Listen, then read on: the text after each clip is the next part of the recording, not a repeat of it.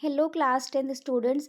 आज हम class 10th का कार्बन एंड इट्स कंपाउंड का topic soaps and detergents cover करने वाले हैं। तो हम इसमें देखेंगे कि सोप्स और डिटर्जेंट्स क्या होते हैं। सबसे पहले हम पढ़ते हैं कि soaps are the cleansing agents, जो कि हमारे कपड़ों से अनवांटेड पार्टिकल्स को या फिर डर्ट को रिमूव करते हैं। ठीक है, अब हम देखते हैं कि स्ट्रक्चर क्या होता है सोप्स और डिटर्जेंट्स का। सोप्स आर दी सोडियम और potassium salts of long chain carboxylic acid.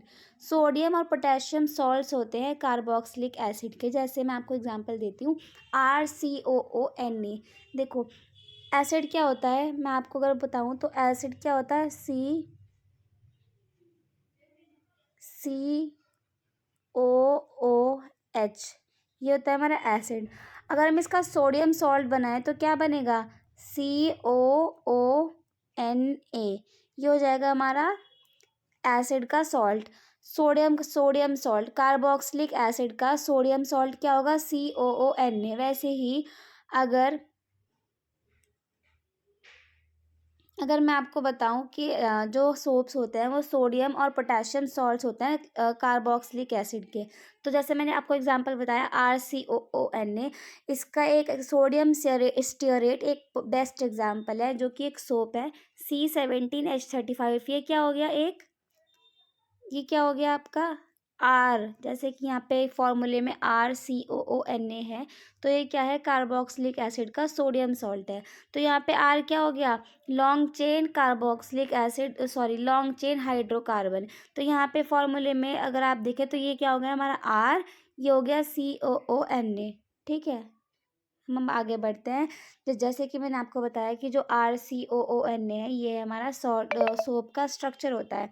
वैसे ही अगर हम इसको ऐसे ड्रॉ करें तो ये हो गई हमारी आर मतलब हाइड्रोकार्बन की जो चेन है। ठीक है, वो ये हो गई।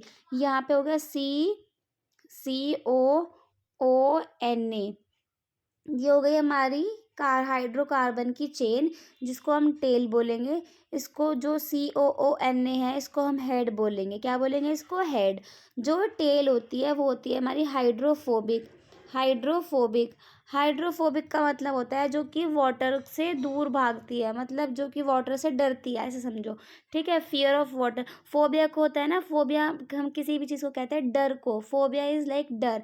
ठीक है, तो हाइड्रोफोबिक मतलब जो कि पानी से डरते हैं। तो इसकी जो टेल है वो पानी से दूर भागेगी, है ना। और वो नॉन पोलर होती है और सोल्यूबल होती है। जब पानी से दूर भागेगी तो किस में सोल्यूबल होगी, ऑयल में। पानी में तो वो नॉट सोल्यूबल होगी। ठीक है, अब हम बात करते हैं इसके हेड की, जो है COONA। ये क्या होगा, हाइड्रोफिलिक मतलब वाटर लविंग। ठीक है, और ये क्या होगा, पोलर होगा, क्योंकि इस पे चार्ज होते हैं ना। देखो, यहाँ पर माइनस और प्लस के चार्ज हैं, इसलिए इसको बोलेंगे हम पोलर। यहाँ पे कोई चार्ज नहीं होता, इसलिए हम इसको बोलते हैं नॉन पोलर। ठीक है, अब आगे बढ़ते हैं। अब हम देखेंगे कि मिसल फॉर्मेशन कैसे होती है।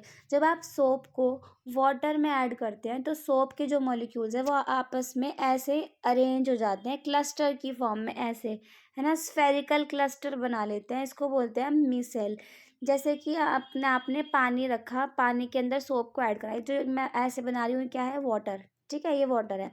और बीच में जो भी डर्ट आपके कपड़ों पे लगा है, जैसे ऑयल का मान लेते हैं, यहाँ पे आपके कपड़ों पे कोई ऑयल का निशान लगा है। जैसे खाना खाते हुए कई बार कपड़ों पे गिर जाता है ना, तो सब्जी गिर जाती है कुछ भी, तो ऑयल का आपके कपड़ों पे निशान रह गया, तो आप उसमें सोप ऐड करते हैं। तो क्या होगा कि जो ये हमारी नॉन पोलर टेल थी, वो क्या करती है, जो कि हमारी हाइड्रोफोबिक होती है, मतलब ये पानी से दूर भागेगी। तो पानी से दूर भागेगी तो यहाँ अंदर की साइड आएगी, ऑयल के पास जाएगी। ये देखो, पानी बाहर है, ये पानी है।